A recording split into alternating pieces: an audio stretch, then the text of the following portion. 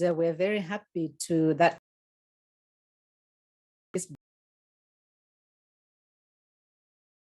Welcome to our Centers for Disease Control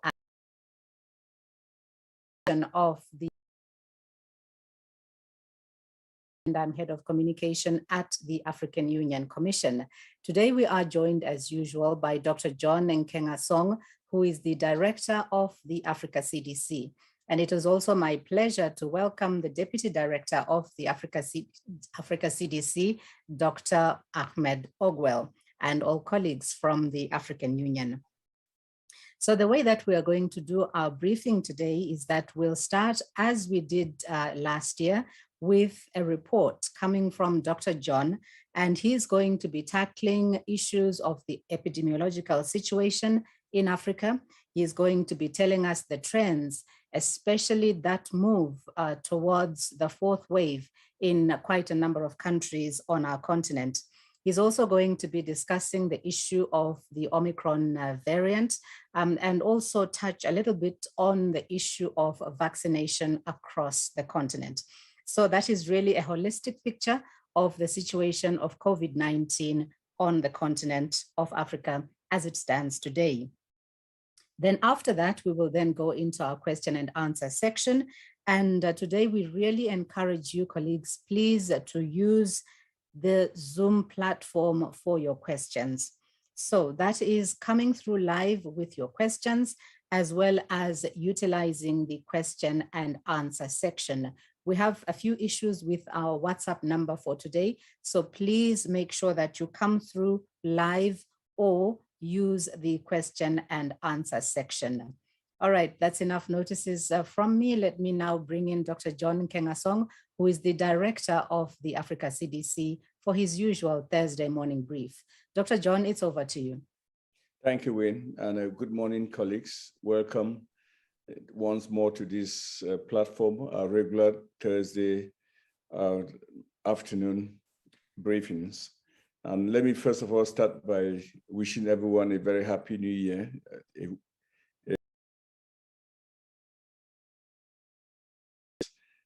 Agitated than 2021.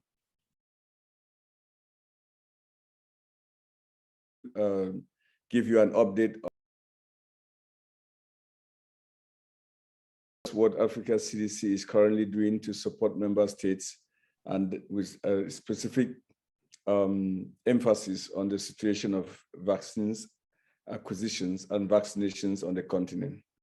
So let us start with the epidemiological situation. As of today, January the 6th, a total of 9.8 million cases of COVID-19 have been reported across all. That number, unfortunately, died. There were 5 countries, about 60%, Africa with 35%, Tunisia 7%, and Libya 4%. 2 countries in the fourth wave, and 24 of those are experiencing a very severe fourth wave. And since the last time we briefed, 9 countries have now joined the group of countries experiencing the fourth wave. 5 countries, and I'll name them, are now experiencing a fifth wave. They include Algeria, Congo, Brazzaville, Kenya, Mauritius, and Somalia. In terms of variants, I will only focus on the Omicron, where 33 member states are now reporting the Omicron variant. If we look at the changes, as we always do, we examine the 1 week change and then the 4 weeks change. Over the last week, the continent reported close to 300,000 new cases, and that represents a 5% increase in number of new cases. If you now look at the different regions, geographic regions of the continent, Southern Africa represents 49% of all those cases, East Africa, 25%, West Africa, 11%, Northern Africa, 10%, and Central Africa, 5%. A total of 1,496,000 new deaths have been reported, and that represents a 3% increase in the total number of deaths over the last previous week. If we now look at the past 4 weeks, that is the period between 6th of December and 2nd of January, we observed the following trends. First, we have observed a 36% average increase in number of new cases, with a 130% increase in Eastern Africa, 104% increase in West Africa, 59% increase in Central Africa, 30% increase in Southern Africa, and 24% increase in Northern Africa. We've also, during the same time period, observed an 8% increase in the number of deaths, with Nigeria reporting an average increase of about 249%, Kenya 215%, South Africa 34%, Ethiopia 12%, Egypt 16%, and the situation in DRC has remained stable. To date, as a continent, we've conducted a cumulative number of close to 90 million tests. Last week alone, 1.3 million COVID tests were performed on the continent, and that represents a decrease of 13%. The case positivity rate continues to hover around 11%. And 45% of our member states are reporting a case for a positivity rate of about 12% over the last week. In terms of vaccines, as a continent, we have received a total of 547 million doses of vaccines. And of that number, 326 million doses of vaccines have been administered, representing close to 60%. So again, in summary, 547 million doses of vaccines received, 326 million doses of vaccines administered, representing a 60% uptake. Overall, the number of people that have fully been vaccinated stands around about 10%. That means you've either received the 2 doses of other vaccines or the 1 dose of the Johnson & Johnson vaccine. Morocco, as of today, is reporting a 62% fully vaccinated coverage. Egypt, about 18%. South Africa, about 27%. Mozambique, about 22%. In terms of AVAC, 34 member states have received a total of about 32.5 million doses of the Johnson & Johnson vaccine.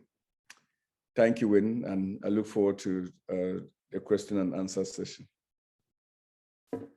Thank you very much, John. That was Dr. John Nkengasong, the director of the Africa CDC, giving us a rundown on the epidemiological situation across the country, across the continent, as well as taking a look at the issue of vaccines and variants. So we move into our question and answer section, and we have 2 that have come in from Coletta Wanjohi, who is with FSN. Firstly, she says, Happy New Year. And then she says, what is your take on the call by countries to their citizens to take up booster shots, and yet they have not yet achieved the basic herd immunity on the basic COVID-19 vaccination? So perhaps let me give you that question now and come back to the second question later. Yes, we have said all along that to get the booster dose, you have to have your first dose. And then, of course, you have the second dose.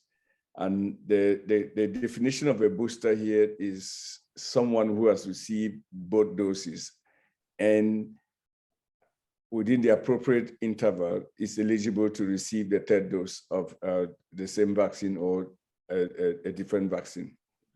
So if you look at the individual countries, the number of people that have received even one dose of vaccine is still very limited in some countries. We just went through some numbers with Morocco leading, South Africa is coming up. So I think the order of business, as I've said earlier in previous briefings, Coletta, should be to work with the population, the community, to go out and get their first dose as much as possible so that we begin to build a critical mass of people towards those that receive their second dose and then subsequently the third dose. With respect to a booster, we strongly encourage those who have been fully immunized and are in the elderly group, that is the above 16, and or have situations of suppression or compromise to go out and get their booster on conditions that they have received their first and second dose. So in other words, if you have not been previously immunized, you just cannot talk of a booster shot at all. So I think that is the situation. We have to build a base going up.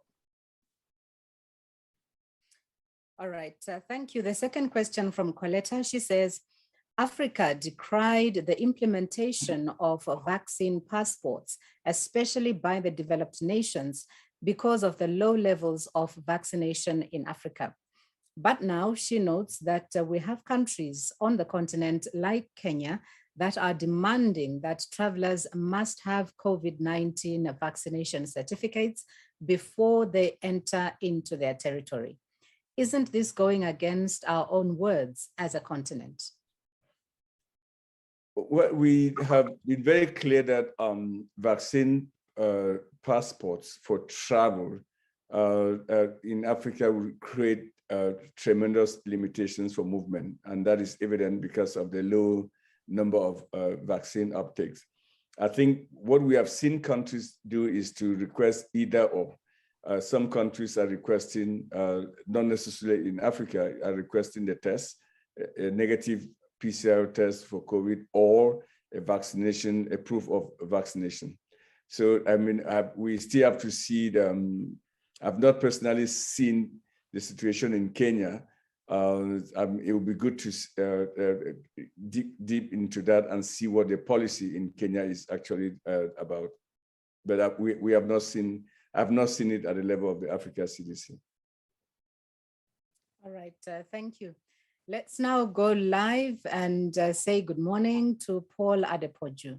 Paul, please go ahead with your question.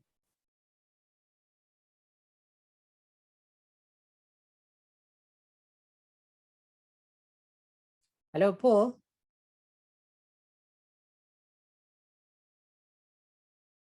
Hello. Paul Adepoju. Oh, good morning. Please go ahead with your question. Oh, yes. Thank you very much. So I also want to wish Dr. John a happy new year. I want to get update on some issues regarding the response. I remember last year, you mentioned initiatives that the Africa CDC is piloting to help African countries that are struggling with quickly rolling out vaccines to do that. I don't know whether there is an update on a specific update on this. I also want to ask about the state of the promises and partnerships to sustain and expand Africa's genomic initiative. For instance, specifically the partnership with Illumina and Oxford Nanopore. Is there an update on this the partnership? Then the last question I have, has to do with your response regarding the new trend by the UK government that said that PCR tests will no longer be required for confirming positive COVID testing. If countries like the UK are already trying to rely more on lateral flow tests over the PCR test, considering the magnitude of the infection, do you see African countries also adopting similar trend? Thank you. No, thank you, Paul, and a happy new year to you and your loved ones as well. And we'll continue to wish everybody a COVID-free year. So in terms of the updates of the partnership to support member states to increase their vaccination uptake, you know that we have a collaboration with the MasterCard Foundation, which is a $1.5 billion partnership to support several areas. One is to enable us to acquire more vaccines to support member states. Second is to support their vaccination efforts. And then thirdly, to support the manufacturing. And lastly, supporting Africa CDC's own capacity. And all of this initiative is progressing extremely well. We have, as you know, made Morocco and Rwanda centers of excellence for COVID vaccination. And this means that these are countries that are showing a tremendous progress in vaccination and can share experiences. Now, we have brought a set of countries through that partnership to Morocco and to Rwanda, and we all worked for over a week, respectively, in each of these countries to develop their micro-planning. So this year we'll actually swing into full action. We've also hired about 12 implementing partners that will work with us to support countries along the same line. Lastly, we have assembled a group of former ministers of health that will serve as advocates and work with us in this initiative to move from countries to countries, some of the countries that are really challenged, to support them and advocate for vaccine uptake. So that initiative called Saving Lives and Saving Livelihood program is progressing very well. The pathogen genomic work with Illumina and others is progressing extremely well. You will recall we have shared some numbers with you. When we started the year last year in January, the continent had reported or had sequenced only about 5,000 genomes. And now, as we speak, over 52,000 genomes have been produced across the continent. We have, through that partnership, trained a large number of Africans. I mean, some of the trainings have occurred repeatedly in Nigeria through Professor Christian Happy's lab, Professor Tulio's lab, the lab that identified the Omicron is all part of that network. So I think that network is perhaps one of those greatest achievement initiatives that the Africa CDC network of genomic sequencing, or what we call the pathogen genomic program initiative, has produced. And lastly, the UK, I thought I understood from the UK, and again, I might be wrong here, that they were going to abolish the second-day PCR tests, not abolishing PCR tests altogether, but the second, it seems that their requirement was that after this, your arrival on the day 2, you did a second PCR test. I haven't read that, but I thought that was the headline. But if they are scraping altogether the PCR test, then that will continue to be in line with what we at Africa CDC have been thinking for a while, which says that we should actually begin to recognize the antigen tests as well, because their sensitivities are as good as PCR tests. So again, I have not seen that data now, without information. Now that you bring that up, I'll try to go into the details to find out what the UK is actually proposing.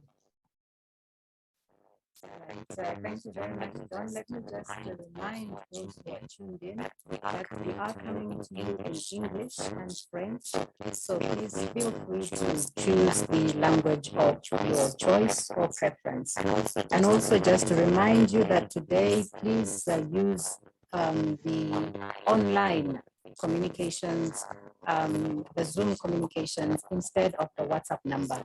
So that would be coming through live or utilizing the question and answer section. All right, let's move on and say hello to Alex Winning, who is with Reuters. Says, thank you for the briefing. Does the Africa CDC have any data yet on how Omicron is affecting specifically older people on the continent? He has a second question. Are there any early trends that can be identified? A third question, are you concerned that we could see an increase in infections in more vulnerable groups because younger people were interacting with older relatives at holiday gatherings? So those are the three questions from Alexander Winning from Reuters. So there's, can you hear me, Win? We can hear you, yes. But there's an echo from your side. I don't know if you can, if something can be done with that. But let me address the three questions the way I understood them, despite the echo. First of all, South Africa is the only country that we have really consistent data on the Omicron. And again, on this, I would like to really continue to recognize and congratulate our researchers in South Africa because they are really sharing information on Omicron on a timely fashion, and which is enabling us to understand more what is going on. So in terms of the trends in South Africa, we are seeing that Omicron infections of COVID due to Omicron increase very rapidly, but also decrease very, very quickly. So I think that is a very good sign, to the extent that South Africa didn't actually need to go into a lockdown during this wave, but yet we see a steady decrease in the number of Omicron. In other variants, like Delta, it took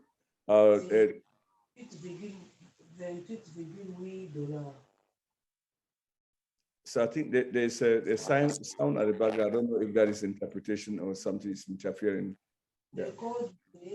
May I ask colleagues who are online if there's anyone speaking right now?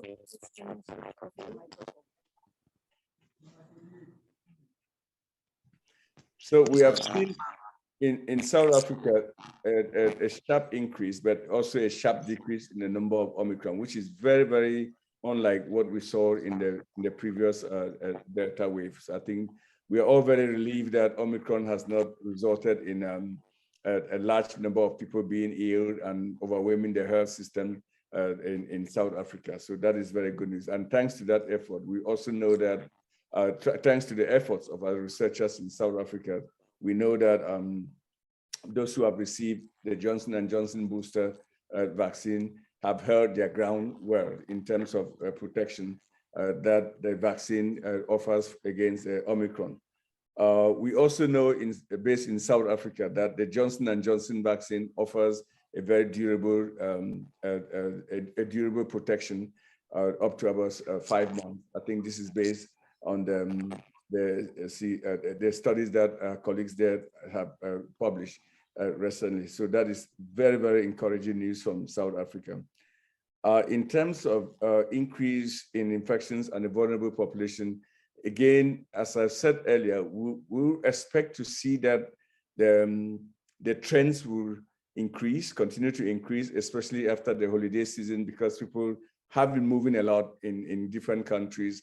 They are now coming back to the big cities, and usually we expect to see that the trends will change. Our hope is that we do not experience a very sharp fourth wave increase, or countries that are going through the fifth wave to continue to see that rapid increase, but rather a more stabilizing increase and subsequently a decrease. So we'll wait and see. By the end of this month, the trends will become more visible, and we'll begin to draw conclusions on what we are seeing.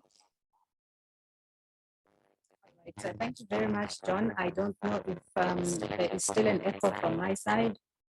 Okay. Yeah. Yeah, there's still even There's still an echo. I don't know if I'm the only one hearing this, but I think All right. Okay, perhaps let me ask our technical team that's working behind the scenes to just investigate that and help us to get rid of that echo. In the meantime, I will continue in the hope that you will be able to hear me clearly. So the next question is coming from Pablo Moraga, and Pablo is with EFE, the Spanish news agency. So Pablo says, I have two questions. Both of them are related to the vaccination campaigns. So the first one, are you happy with the number of vaccines that are arriving in Africa right now, or is it still insufficient? Then the second question, now that many countries in the global north are starting new vaccination campaigns, do you think the scenario in which rich countries accumulate vaccines and vaccines do not reach Africa as a consequence, do you think that this scenario will be repeated? Two questions there from Pablo from Spain.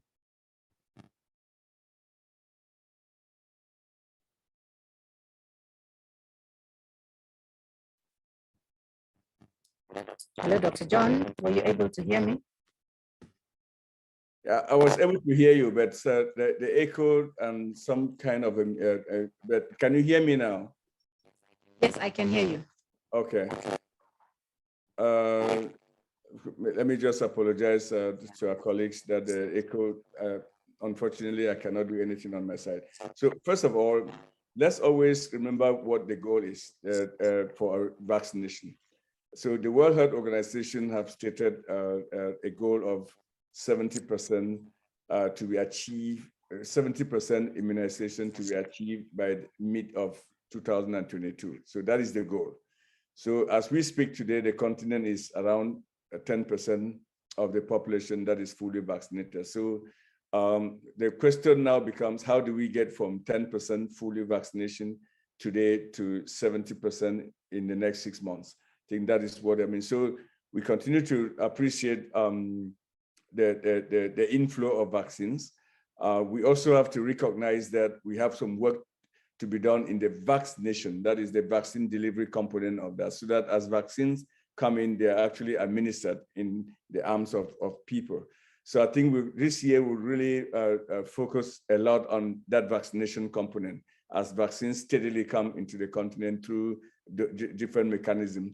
The AVAD vaccines are coming in more steadily. COVAX is continuing to increase its doses. Bilateral donations, including those from the US government, are coming in more steadily. So we'll begin to see that scenario is changing. Now, we also urge that countries, we be on the watch out for vaccine donations that have a short expiring date, because that will create a lot of unnecessary misinformation as to that, the fact that vaccines are expiring. We are very careful with that. We continue to encourage donors to not ship vaccines that will expire within 4 weeks period time frame. I think that is extremely important. The second question was about if we'll continue to, if the situation will change for from donors in 2022. We already are seeing a changing situation where, as I said, countries like the United States have really increased vaccine the shipment to the continent, and we are very grateful for that. And others are doing similarly. So all we call for is greater coordination and greater partnership so that we can do the delivery of the vaccines. So thank you very much. Let's say hello to Janice Q. Janice, good morning. Please go ahead with your question.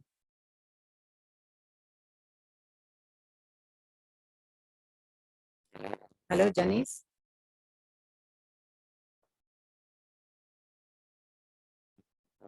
Okay, I think perhaps Janice might be having a few issues. So let's move on and say hello to Ralph Kruger.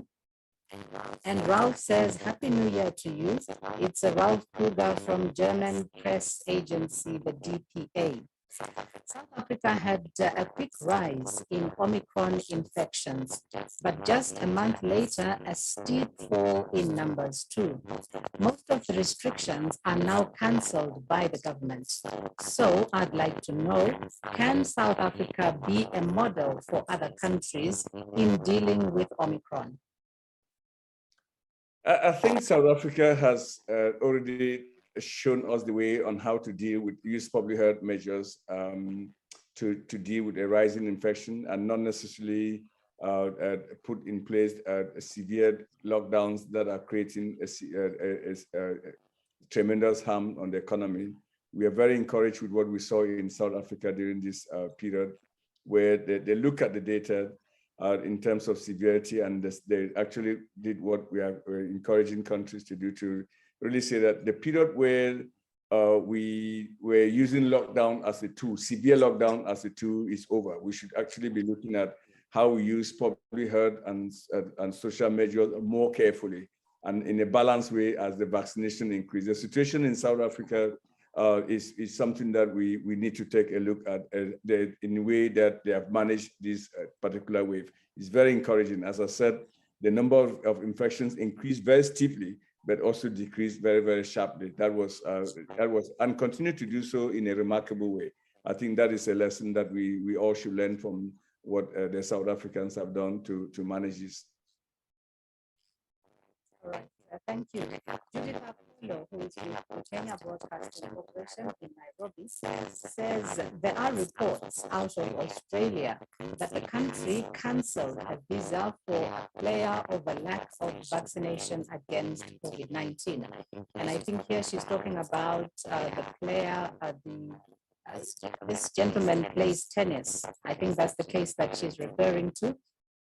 And so the question is, what is your take on this?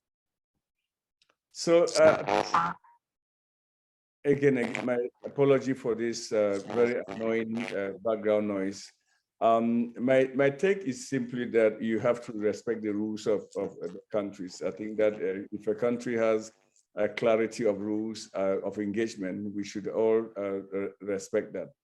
That is as simple as that. If each country, we've seen this over and over in this pandemic, there's not been a very coherent approach across all member states meaning the world's member states in dealing with. Most countries have their own specific requirements. And if you have to travel to a specific country, the first thing you want to do is to ensure that you conform with the travel regulations for that particular country. That is all I would say at this point. Thank you very much for that. Janice is back online. Janice, I see your hand is up. Do you want to try asking the question live, or should I read it out to you? Perhaps let's try getting you live on air. Janice, please go ahead.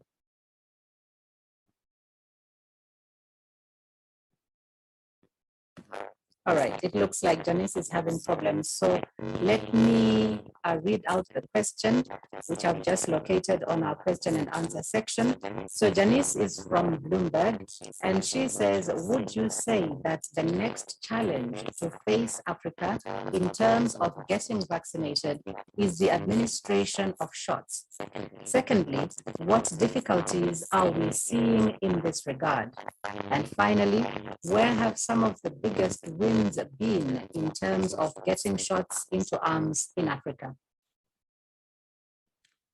So if you look at the continent as a whole, paints a very, I would say, a not very progressive picture. But if you begin to unpack the countries one by one, you see that there's some progress. I mean, very encouraging progress in some countries, like Morocco is a good example. Rwanda, okay, Seychelles, Mauritius. So there are countries that are really making Egypt making remarkable progress. Zimbabwe. So I think we should also be discussing and encouraging those countries that are making very good progress. Yes, overall, the average number, when you average things, they tend to be biased towards the lower end because most countries are in that lower end. But in 2022, as I said, all all our efforts should geared towards the vaccine delivery component, which, as I'm repeating myself, will see an increased influx of vaccines on the continent, and the burden will be on everyone to work collectively to increase the distribution of the vaccines.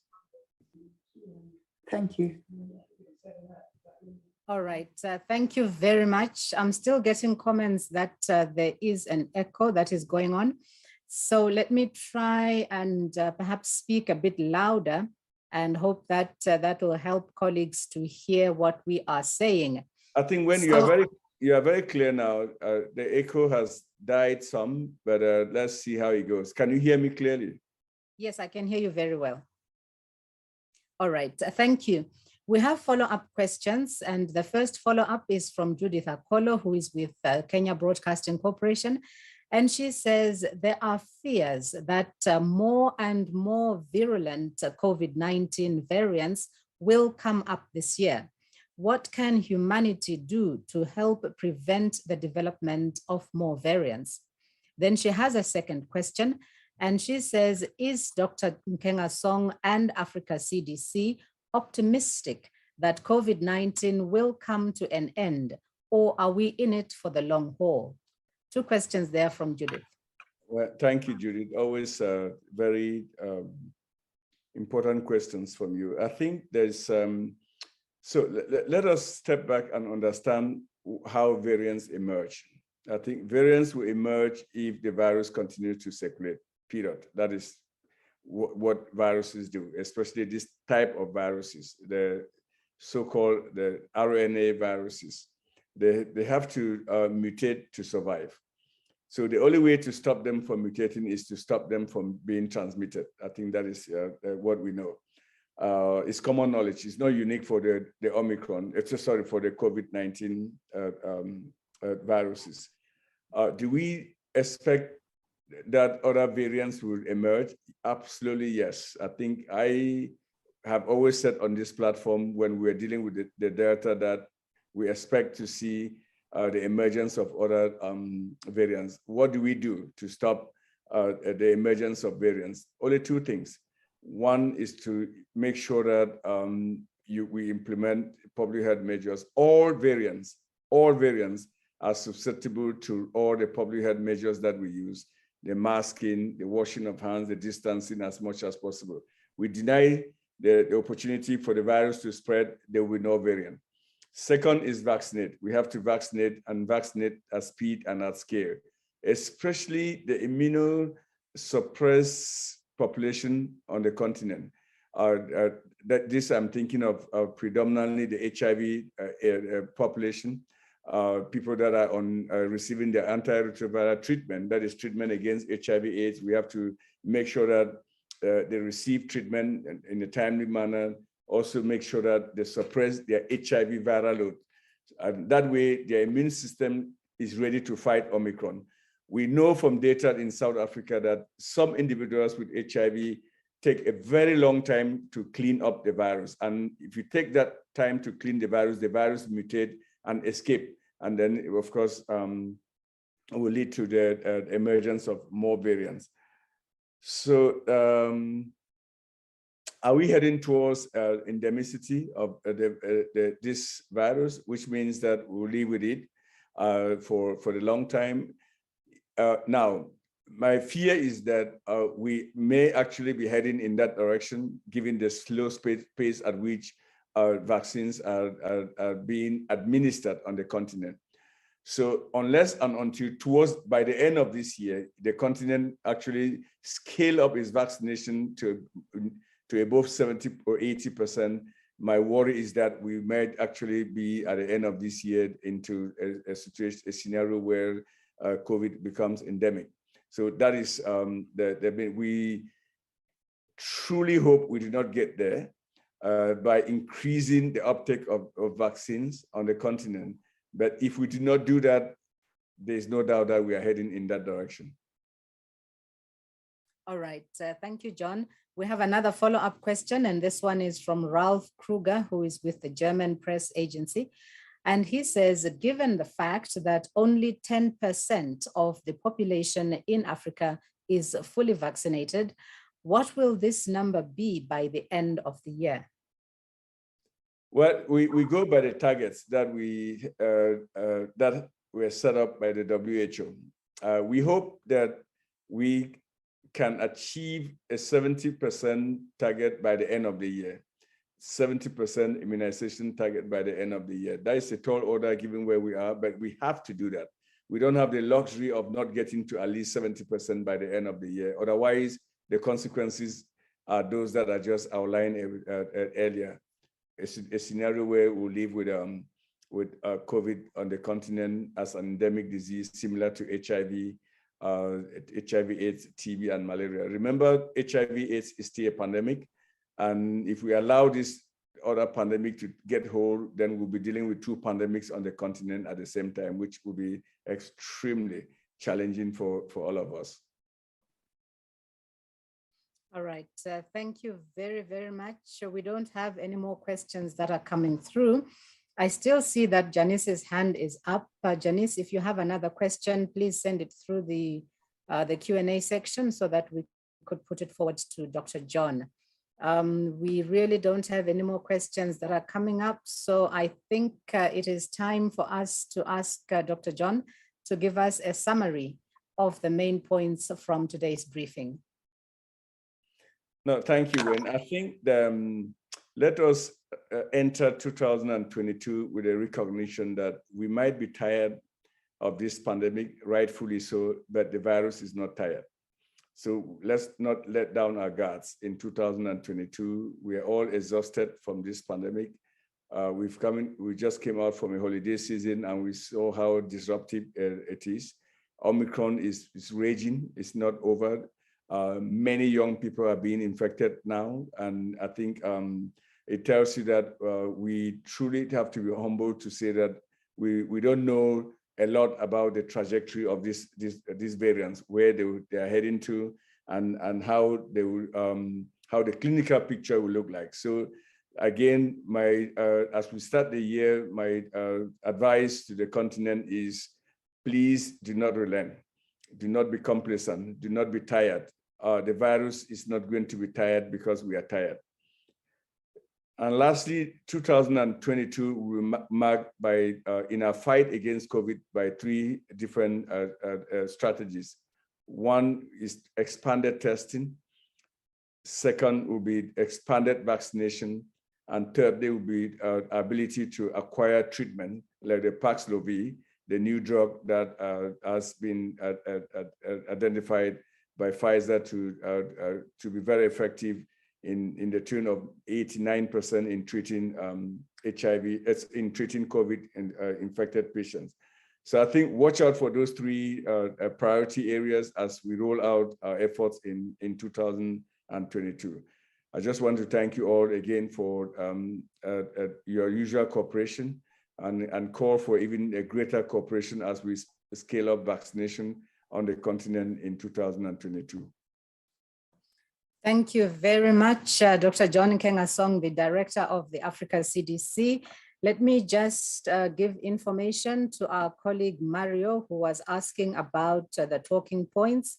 Mario, if you are looking at the chat, it does say that these messages will be posted on the Africa CDC website. So please do consult the Africa CDC website for the talking points from today. Thank you so much, colleagues, for having joined us. Dr. John, I took away, if I was still writing, if I was still in the media, I could see myself writing a headline referring to that point that you mentioned about we might be tired, but the vaccine, the virus is not tired. That's a very strong point, I think, to lead us out of our press briefing for today.